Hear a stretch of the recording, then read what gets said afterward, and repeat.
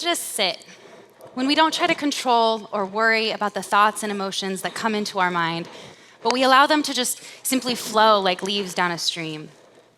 I'm sure that some of you can relate to the feeling that this stream seems to have these invisible undercurrents, guiding the flow from bank to bank, thought to thought.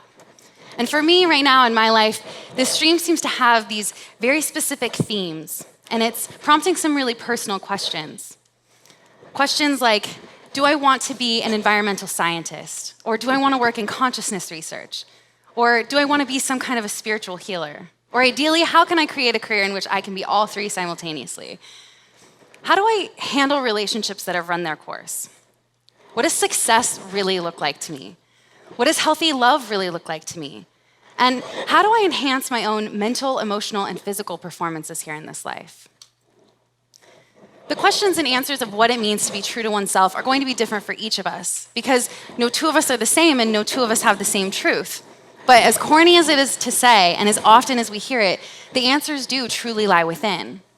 And it's through embracing and diminishing the white noise within our lives that we can create a safe place for these realizations to come into our conscious mind and inspire us to take conscious action.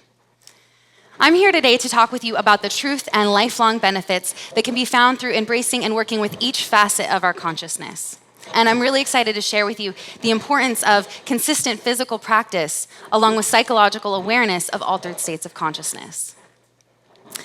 As a chemical engineering and physics student here at CSULB, I could easily be up here all day long showing you and telling you just how meditation can optimize various aspects of your life, or how psychedelic therapy is changing lives around the world.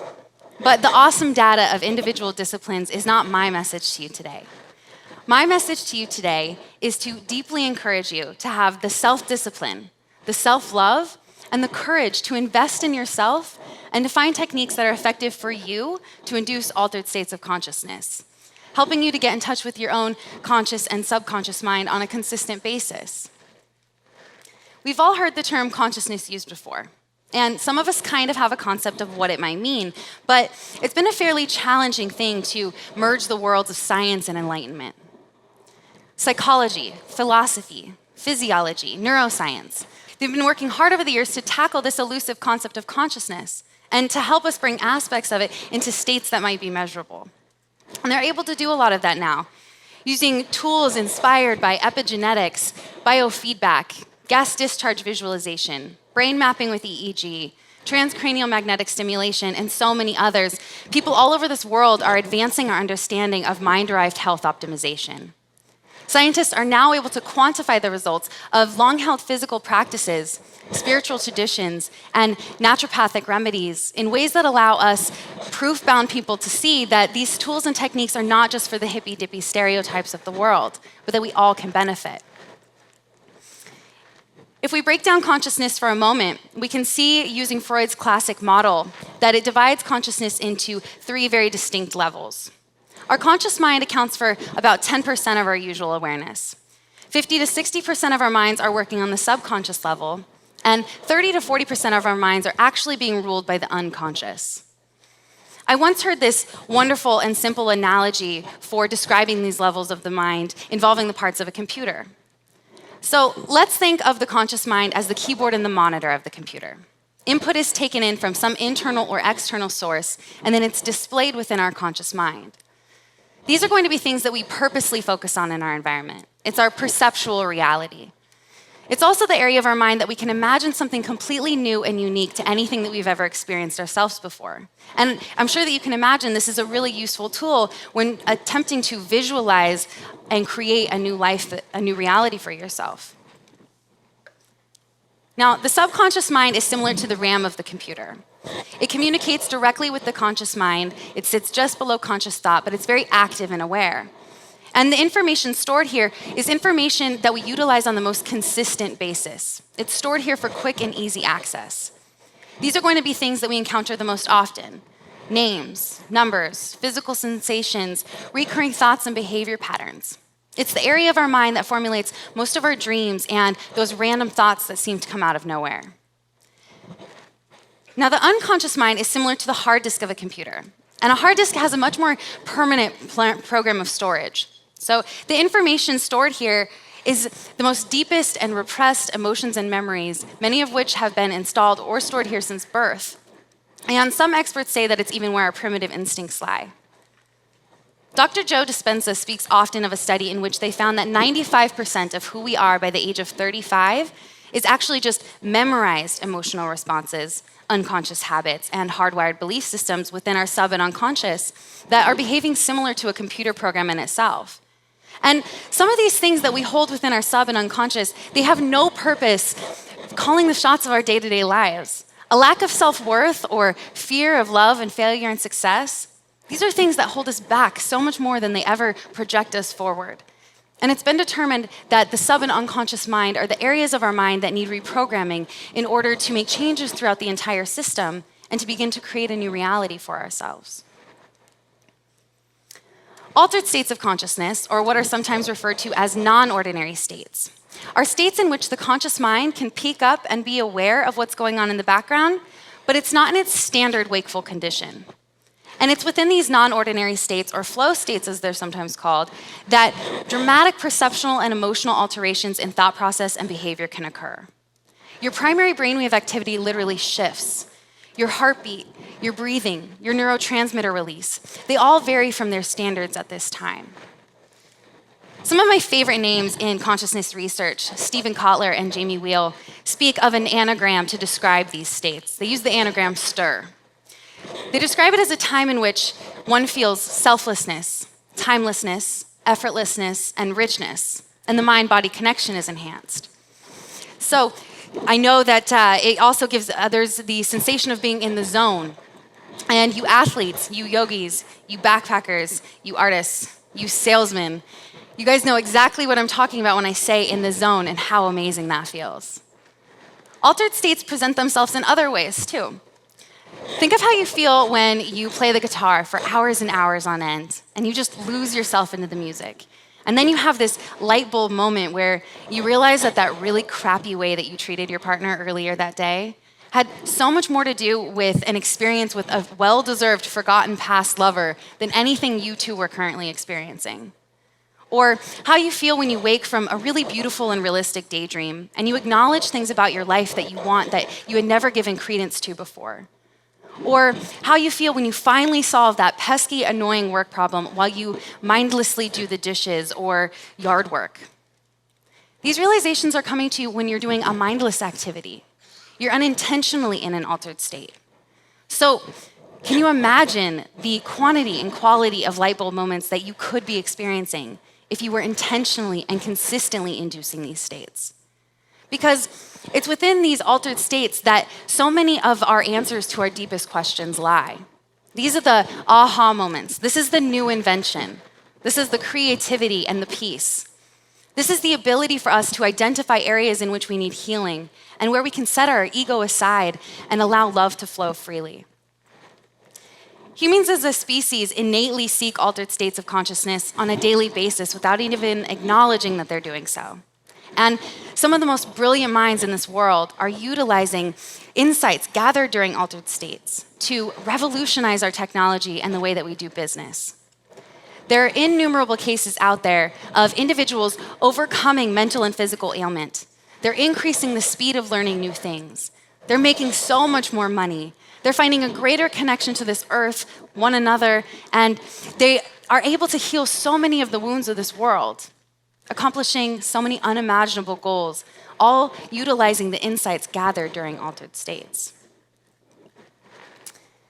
If we can take this to a personal level for a second, about 6 or 7 years ago, my life was spiraling a bit. And it was beginning to look like Chris Farley and I, we were going to be shacking up in that van down by a river together. All jokes aside, though, it was a really dark period of my life. I was lost and frantic, and I was being harder on myself than anybody possibly could have been on me at that time. I was making really poor life choices. I was stuck in the wrong jobs. I was stuck in the wrong relationships, and I kept finding myself farther and farther removed from a great potential that I always knew that I had. And then, boom, I got into this terrible car accident that positively changed my life forever. I was forced to take months and months of downtime. I was too sick to do much else besides reevaluate the direction of my life. And something massive was shifting in me during this really dark and secluded period. In the years following the accident, I found myself moving back towards a really productive path. I went back to school to become an engineer.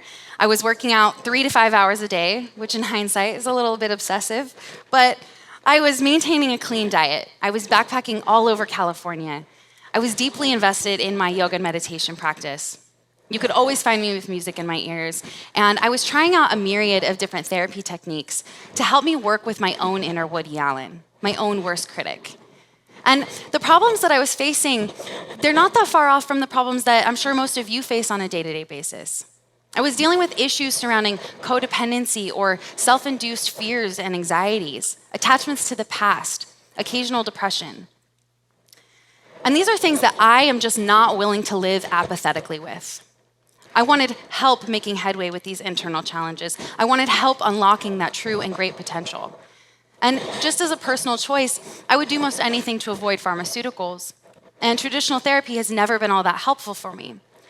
So I found myself in a time and place when I was really open to anything that would be. No matter how outside of the box, no matter how hard I had previously judged it to be. And I found myself immersing myself into these really deep and consistent altered states of consciousness without even acknowledging that those activities were doing that for me. Those 5-hour workouts were so much more for my clarity and my peace than they were for any six-pack that I had. And those mountain meditations were where I felt connected to earth and others on it, and where I could allow my creativity to flow. And then again this last year, I went through another great evolution of self that was catalyzed by a massive heartbreak. Again, something I think most of us can relate to. And this time, in order to get through as gracefully and proudly as I did, I utilized every tool that I had already built into that toolbox, and I picked up a few new ones along the way. I have been immersing myself in experimentation and evaluation of the personal effects that altered states of consciousness has not only within my life, but in many others. Using tools and techniques such as hypnotherapy, meditation, mantra work, psilocybin microdosing, dream analysis, acupuncture. I work as often as possible with these layers of my mind and my body in order to determine within my own time my truths, my blockages, my dreams, and to begin to consciously create a life that I want to be living. Going back to the analogy of the mind working similarly to a computer program, hypnotherapy is a perfect example of heading over to tech support or Geek Squad for help with your hard disk and RAM. Professionals in this field can not only help you to identify the things that are going on within the sub and unconscious mind, but they can help you to reprogram this.